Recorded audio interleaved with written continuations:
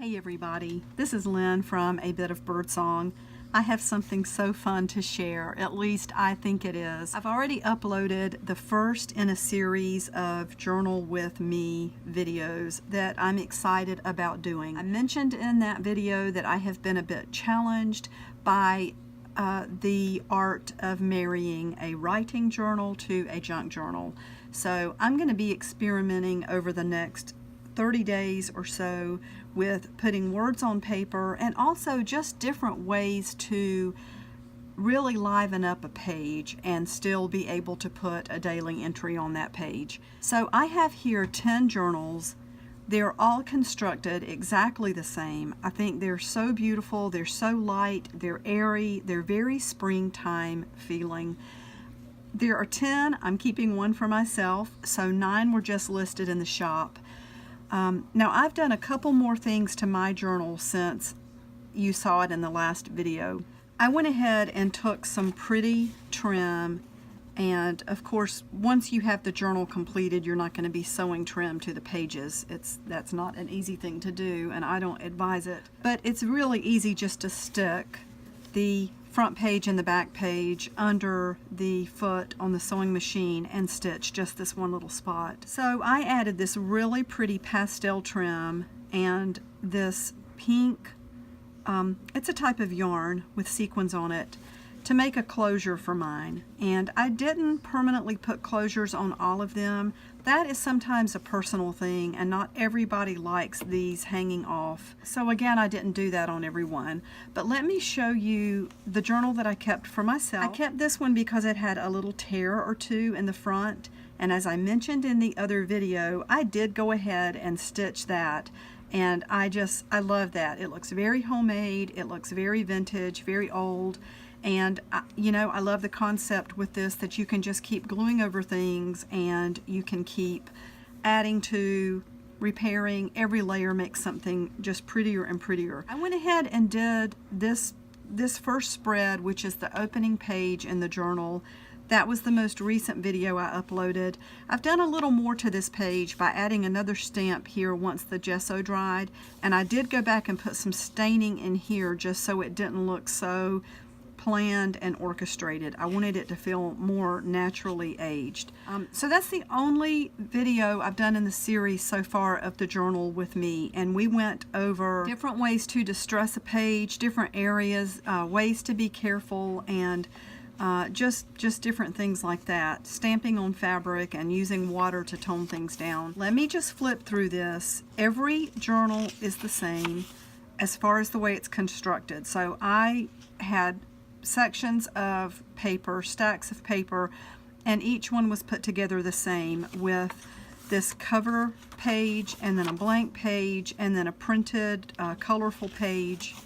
So every time you see me flip to the next page, know that there is a very similar page or a page just like it in the sister journals. Each one has one of these. Each one has some scrapbook paper. Everyone has graph paper except one, and I didn't have enough graph paper left to put a page in that I wanted to use, so it's got a really cool piece of scrapbook paper in its place. There is wallpaper, there's music paper, more wallpaper, and scrapbook paper, another map page. And then the center image is going to vary in each one. They're all either calendar pages or prints. And this one happens to be flowers. Some have flowers, some have these vintage, actual vintage prints from the 1980s of these beautiful waterfowl or ducks. They're really, really pretty. Or geese. Anyway, we will get to those. I'm not going to flip through every single one page by page because that would take too long. The point here is to show you these really pretty journals and to offer 9 of them to anyone who wants to go along in this series and try all of the techniques as I'm doing them. And in each video, I will tell you what we need for the next time. So that is the journal. The pockets in every one come from vintage linens. There's a cover made from fabric on the inside and the outside. This is vintage as well. It really looks hand printed. This was a large, gorgeous textile. I would in no way have cut this, except it had two very large stains that I tried my best to get out and couldn't. So I went ahead and used this inside the journal. This is sewn down. Everyone has one of these paper Victorian frames. Each one has some sort of vintage linen or fabric or light, airy white cream colored fabric behind it. There are a couple that are newer pieces, but they're textile pieces. They're really nice. I stitched around this so that you don't get things trapping in that. If you try to use the pocket, I wanted you to be able to tuck things in here.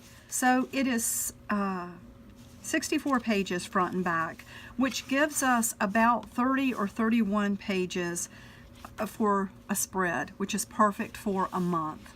And I want to do a month-long series, which may travel out more than actually a month's worth of time, because I can't commit to getting a video uploaded every day. I'm going to aim for that because I'm going to aim high.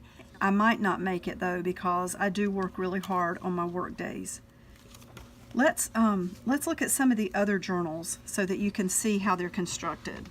I love the way these turned out. They're all tied with this really pretty yarn that you can take off and use for something else, or you can use this to close your journal, or you can add something like I did with the sewing machine, or even just hand stitch.